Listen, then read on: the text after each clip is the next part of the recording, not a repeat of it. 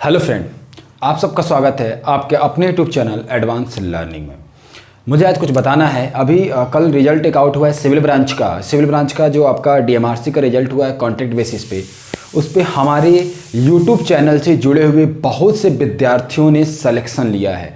उनको दिल से ढेर सारी शुभकामनाएं। आप ऐसे ही आगे बढ़ते रहिए और ऐसे ही आप लोग सिलेक्शन लेते रहिए। मैं आप लोगों के लिए हमेशा खड़ा हूं, हमेशा मेहनत करता रहूंगा कि जिससे आप लोगों का सिलेक्शन हो सके। हर एक चीज़ प्रयास करूंगा कि आपको जितने ही ज़्यादा कंटेंट दिला सकूं, दे सकूं कि जिससे आप एग्जाम में आप अच्छा कर सकें। ठीक है, आज मैं फिर लेकर आया हूं नेक्स्ट वीडियो और ये है आपका यूपीएससी से जो संबंधित जो मैं ऑब्जेक्टिव क्वेश्चन का सीरीज लेकर चल रहा था, उस सीरीज की नेक्स्ट वीडियो है। और बिना लेट करते हम शुरू करते हैं पहले क्वेश्चन से। सबसे पहला क्वेश्चन आज का है कि उड़ीसा में कोणार्क मंदिर। उड़ीसा का कोणार्क मंदिर किसके लिए फेमस है भैया? सबको पता होगा, सूर्य मंदिर है। भारत का इकलौता सूर्य मंदिर का निर्माण किसने कराया था? ये क्वेश्चन देखिए कई बार क्वेश्चन पूछा था। क्वेश्चन किस तरह पूछा जा सकता है कि कोणार्क मंदिर कहाँ है? उड़ीसा।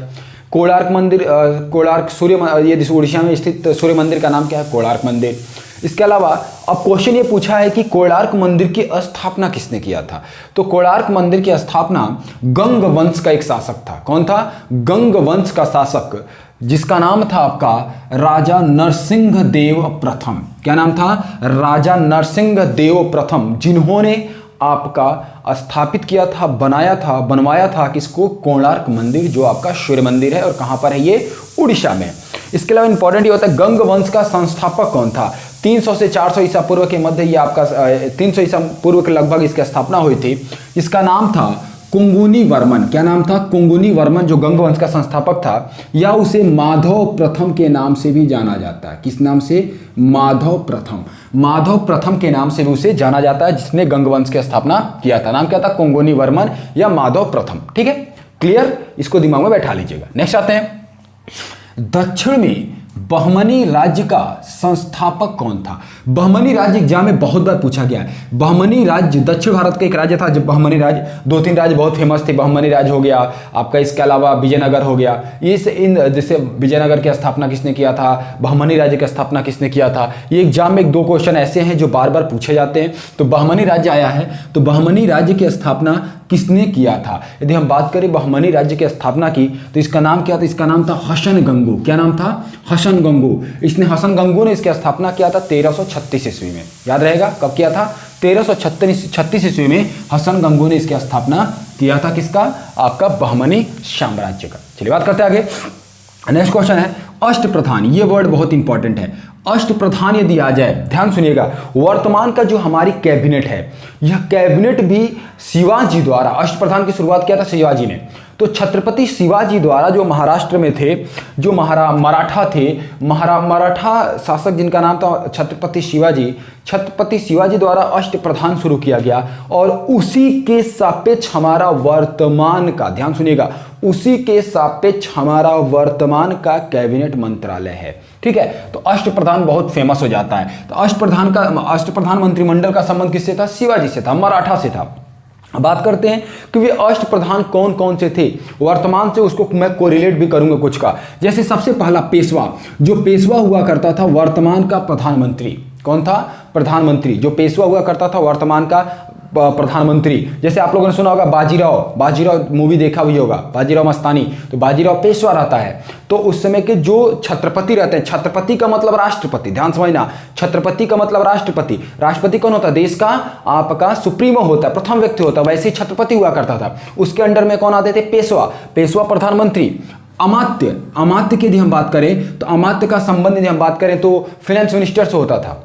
ठीक है, फाइनेंस मिनिस्टर होता था, या फाइनेंस मिनिस्टर, होम मिनिस्टर, दोनों इसके पास होता था। अगला आता है वकाय नवीश। याद रखिएगा, शूरनवीश, वकाय नवीश, शूरनवीश। सुमंत का मतलब होता था जो एक देश से दूसरे देश के मध्य वार्ता करता था, समझौता कराता था, अर्थात विदेश मंत्री। अर्थात यदि हम बात करें तो फॉरेन मिनिस्टर। अगला बात करते हैं सर-ए-नौबत। सुमंत के अलावा था सर-ए-नौबत, सेनापति हुआ करता था, सेना का चीफ हुआ करता था, रक्षा मंत्री समझ लीजिए। अगला है हमारा पंडित राव। क्या करता था? पंडिताई का काम करता था, दान दक्षिणा का काम करता था। ठीक है, अगला था न्यायाधीश। न्यायाधीश की यदि हम बात करें तो वर्तमान का सुप्रीम कोर्ट, जैसे हमारा सुप्रीम कोर्ट है उस समय भी हमारा था। तो मतलब कि ये 8 हमारे अष्ट प्रधान हैं, मंत्रीगण हैं जो हमारे शिवाजी के शासनकाल में प्रसिद्ध थे। 8 के नाम फिर समझ लीजिए एक बार। पेशवा, अमात्य, वकायनवीस, सूरनवीस, सुमंत, सरेनौबत, पंडित राव, न्यायाधीश। ये 8 होते थे आपके अष्ट प्रधान में, किसके? शिवाजी के अष्ट प्रधान में। ये बहुत ज्यादा इंपॉर्टेंट है, एग्जाम में कई बार क्वेश्चन आया हुआ है। नेक्स्ट अगला है, वेदों के पुनरुत्थान का श्रेय किसे है?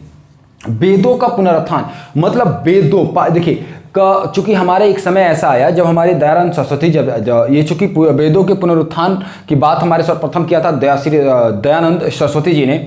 इंपॉर्टेंट समझिएगा, इंपॉर्टेंस थोड़ा सा समझिएगा इनका। स्वामी दयानंद सरस्वती पाश्चात्य संस्कृति के घोर विरोधक थे। जब दयानंद सरस्वती का काल था उस समय हमारे राजा राम मोहन राय, स्वामी विवेकानंद और भी लोग थे। लोगों ने बहुत से ऐसे हमारे विद्वान हैं जिन लोगों ने पाश्चात्य संस्कृति को, जैसे राजा राम मोहन राय ने पाश्चात्य संस्कृति को बहुत बढ़ावा दिया। उन्होंने कहा कि पाश्चात्य संस्कृति हमारे अंदर, हमारी संस्कृति में फैली कुरीतियों को दूर कर देगा, तो इसीलिए पाश्चात्य संस्कृति का होना जरूरी है और हमारी कुरीतियों को दूर किया जाए। लेकिन हमारा इनके विपरीत हमारी सोच थी स्वामी दयानंद सरस्वती की। उनका कहना था कि हमारे वेदों में हमारे कहीं कोई कुरीतियां नहीं है, हमें फिर वापस अपने वेदों की ओर लौटना चाहिए। उन्होंने एक नारा दिया, वेदों की ओर लौट चलो।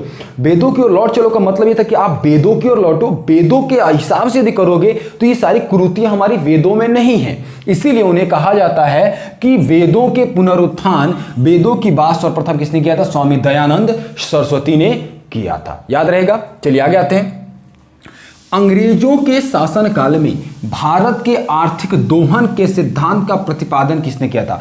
आर्थिक दोहन सिद्धांत हमारे बात करें नेशनल इनकम से संबंधित एक वर्ड था, उस समय प्रसिद्ध था, और एक बुक थी poverty and un British rule in India. ये पुस्तक थी आपकी दादा भाई नेरोजी की, जिन्हें हमारा ओल्ड मैन के नाम से भी जाना जाता है। ठीक है, अब यदि हम बात करें दादा भाई नेरोजी जिनकी पुस्तक थी poverty and un British rule in India, उस पुस्तक में उन्होंने सबसे पहले आर्थिक दोहन का वर्ड यूज किया था, आर्थिक दोहन सिद्धांत का उल्लेख किया था। और चूंकि दादा भाई नेहरू जी बहुत विद्वान आदमी थे। ठीक है, बात करते हैं नेक्स्ट क्वेश्चन की।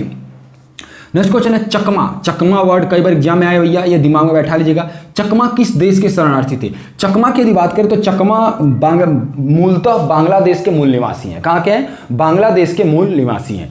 यहाँ पे थोड़ी सी समझने वाली बात यह है कि जो चकमा है, चूंकि जब भारत और बांग्लादेश के मध्य जब हमारे एक पाकिस्तान से युद्ध हुआ था तो बांग्लादेश के जो शरणार्थी भारत आ गए थे या यहाँ के वहाँ गए थे, ऐसे कंडीशन में जो चकमा थे बांग्लादेश वासियों ने उन्हें बाहर कर दिया, कहा कि हमारे यहाँ के नहीं हैं। तो अंततः उसमें हस्तक्षेप करना पड़ा भारत सरकार को और फिर अंततः बांग्लादेश ने उसे स्वीकार किया। तो चकमा कहाँ के शरणार्थी है भैया? बांग्लादेश के हैं। ये दिमाग में बैठा लीजिए, कहाँ के शरणार्थी हैं? बांग्लादेश के। नेक्स्ट आ रहा है, भारत का सबसे महत्वपूर्ण खनिज युक्त रॉक तंत्र, मतलब वह कौन सा रॉक तंत्र है? देखिए, भारत की संरचना पढ़ते हैं 3 बेस पर। एक होते है भौगोलिक संरचना, एक है भूगर्भिक संरचना और एक हमारा अदर आएगा जो हमारे भौतिक संरचना। तो हमारा यदि भूगर्भिक संरचना की बात करें तो भारत का जो उत्थान हुआ है, भारत बना है, तो उसमें कौन कौन से रॉक मटेरियल्स किस स्वरूप में आए हैं? तो रॉक सबसे पहला आया कौन सा? आर्कियन क्रम की चट्टाने, फिर आपका आता है धारवाड़ क्रम की चट्टाने, उसी में धारवाड़ क्रम की आता है। तो धारवाड़ क्रम की जो चट्टाने आता है, कहा जाता है सर्वाधिक खनिज, यदि हम बात करें या धातुओं की बात करें, खनिज में आपका जैसे हो गया संगमरमर हो गया, आपका डोलोमाइट हो गया, ढेर सारी चीजें इसके अंतर्गत आई हैं। इसके अलावा धातुओं की बात करें तो लोहा हो गया, फिर हमारा मैग्नीज हो गया, क्रोमियम हो गया। इन सारी खनिज के अभी सर्वाधिक मात्रा आपके धारवाड़ क्रम की चट्टानों से प्राप्त होते हैं। एग्जाम में कई बार क्वेश्चन आया हुआ है। तो धारवाड़ क्रम में सबसे ज्यादा खनिज धातुएं पाई जाती हैं। जितने भी रॉक हमारे पाए गए, जितने भूगर्भिक संरचना में रॉक्स हमारे हैं, उनमें सर्वाधिक धारवाड़ क्रम में पाया गया था। चलिए बात करते हैं नेक्स्ट क्वेश्चन। भारत में संघ राज्यों का प्रशासन होता है। ठीक है, भारत में जो संघ राज्य हैं, केंद्र शासित प्रदेश हैं, वर्तमान में हमारे कुल टोटल संघ राज्य कितने हैं? 8। कितने हो गए हैं? 8। अब बात करोगे सर 7 थे तो 8 कैसे हो गया? जैसे पहले 7 थे तो जम्मू कश्मीर को हटा करके 2 बना दिया गया, जम्मू कश्मीर और लद्दाख, तो हो गए तो 9। लेकिन 8 कैसे? तो दमन एंड दीव और दादर नागर हवेली, इन दोनों को एक साथ मर्ज कर दिया गया है। मतलब अब दादर नागर हवेली और दमन दीव हो गया है। ठीक है, तो कुल मिलाकर हमारे केंद्र शासित प्रदेश कितने हैं? 8, जिनमें से 2 ऐसे प्रदेश हैं, केंद्र शासित प्रदेशों में 2 प्रदेश ऐसे हैं, जैसे 2 नहीं 3, जम्मू कश्मीर, दिल्ली और पांडिचेरी, जहां पर विधानसभा है, अदर में विधानसभा नहीं है। तो वहां का प्रशासक जो होता है, प्रशासक वैसे भी केंद्र शासित प्रदेश का कौन होता है? राष्ट्रपति होता है, प्रेसिडेंट होता है, जिसका उल्लेख आर्टिकल 239 में किया गया। क्या किया गया है? आर्टिकल 239 के अनुसार संघ राज्य क्षेत्रों का जो आपका प्रशासक होगा वह कौन होगा? राष्ट्रपति होगा। तो चलिए आते हैं नेक्स्ट क्वेश्चन पे। नेक्स्ट क्वेश्चन हमारा क्या है कि केंद्र व राज्य के बीच वित्तीय विवादों का निपटारा हेतु मुख्य एजेंसी। यदि सेंट्रल गवर्नमेंट और स्टेट गवर्नमेंट के मध्य यदि कोई विवाद होता है, फाइनेंशियली, याद समझिएगा, आर्थिक मामले की यदि कोई प्रॉब्लम्स होती हैं, तो उसका निपटारा करने के लिए एक आयोग गठित किया गया जो भारतीय संविधान में उल्लिखित है। नाम है वित्त आयोग, फाइनेंस कमीशन। वित्त आयोग का उल्लेख किया गया है भारतीय संविधान के आर्टिकल 280 में। भाई यदि भारतीय संविधान में यदि उल्लिखित है, यदि आर्टिकल्स इसके अंतर्गत हैं, तो मतलब कि यह क्या है? एक फाइनेंशियल कमीशन यदि है तो मतलब कि यह एक संवैधानिक संस्था है जिसका उल्लेख भारतीय संविधान के आर्टिकल 280 में किया गया है। एग्जाम में कई बार क्वेश्चन आया है। सपोज यदि फाइनेंस कमीशन की बात कर लें तो फाइनेंस कमीशन के चीफ की जो नियुक्ति करता है वह नियुक्ति करने का काम करता है कौन? राष्ट्रपति, प्रेसिडेंट करता है। चलिए बात करते हैं आगे नेक्स्ट क्वेश्चन की।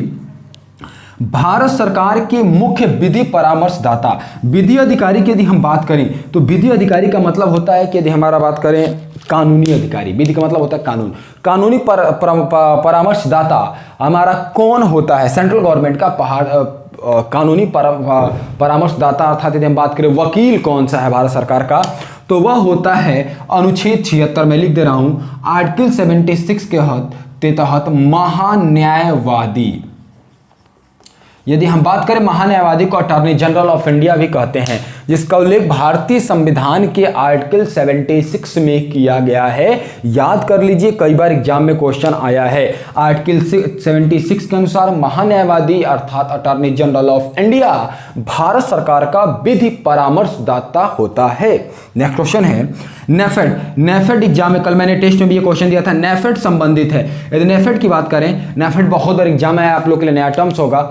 नेफेड की यदि बात करें तो नेफेड का संबंध आपका कृषि विपणन, मतलब कृषि, एग्रीकल्चर मार्केटिंग से रिलेटेड है। ये वर्ड एग्रीकल्चर मार्केटिंग से रिलेटेड है। मतलब कि देखिए, एग्रीकल्चर मार्केटिंग से मतलब क्या हो गया? मतलब ये हुआ कि जो एग्रीकल्चरी प्रोडक्ट्स हैं, जैसे आलू हो गया, गन्ना हो गया, अन्य भी चीजें हो गई, उन सारी जो प्रोडक्ट्स हैं एग्रीकल्चर वाले, उन प्रोडक्ट्स का आयात, एक्सपोर्ट और इंपोर्ट को देखने का काम नेफेड करता है। याद रहेगा, ये कौन संस्था करती है? नेफेड करती है। मतलब इंटरनेशनल मार्केट में या हमारे क्षेत्रीय मार्केट में जो मार्केटिंग का वर्क होता है, आपका एग्रीकल्चर रिलेटेड मार्केटिंग होती है, उसको नेफेड देखता है, उससे संबंधित है नेफेड। नेक्स्ट क्या आता है? वायुमंडल की आपेक्षिक आर्द्रता। कई बार एग्जाम में क्वेश्चन आया। यदि हम बात करें वायुमंडल की आपेक्षिक आर्द्रता यदि मापने का काम करता है तो हाइग्रोमीटर करता है। कौन करता है? हाइग्रोमीटर करता है। लेकिन यदि घनत्व की बात आ जाएगी तो कौन करता है? हाइड्रोमीटर करता है। यदि अपेक्षिक घनत्व की बात निकालने का जाए तो क्या हो जाएगा? हाइड्रोमीटर। लेकिन यदि एक क्वेश्चन पूछ दे कि किसी द्रव्य या दूध का आपका घनत्व निकालने के लिए बात करें तो उसके घनत्व को निकालने का काम करता है लैक्टोमीटर। ये 3 क्वेश्चन बहुत बार एग्जाम में, हाइड्रोमीटर, हाइग्रोमीटर और लैक्टोमीटर, ये तीनों एग्जाम में बहुत बार पूछा गया है। तो आपके आपेक्षिक आर्द्रता निकालने का, वायुमंडलीय आपेक्षिक आर्द्रता निकालने का कौन करता है? हाइग्रोमीटर। यदि हम बात करें कि दूध या किसी द्रव्य की घनत्व को निकालने का, घनत्व यहाँ आर्द्रता नहीं है, घनत्व है, को निकालने का काम कौन करता है? लैक्टोमीटर। और यदि हम बात करें इसके अलावा यदि हम बात करें कि यदि वायुमंडल के यदि अपेक्षिक घनत्व निकालने की बात आ गई तो वहां पे क्या हो जाएगा? हाइड्रोमीटर हो जाएगा। ये क्वेश्चंस थे आज के, बहुत ज्यादा इंपॉर्टेंट क्वेश्चन है जो एग्जाम में बहुत बार आए हुए हैं। यदि आप लोग को ये वीडियो अच्छी लगी हो तो ज़्यादा से ज़्यादा लाइक और शेयर कीजिएगा। और जो भी न्यूज़ होंगी एग्जाम्स को लेकर के, जो बार बार हमसे क्वेश्चन पूछेंगे सर एग्जाम कब होगा, कम होगा, मैं बार बार कह रहा हूँ कि जब तक आपका लॉकडाउन नहीं हटेगा तब तक एग्जाम की कोई संभावना नहीं है। लॉकडाउन हटने के बाद भी यदि सब जगह ट्रांसपोर्टेशन नहीं शुरू होगा तो एग्जाम नहीं होगा।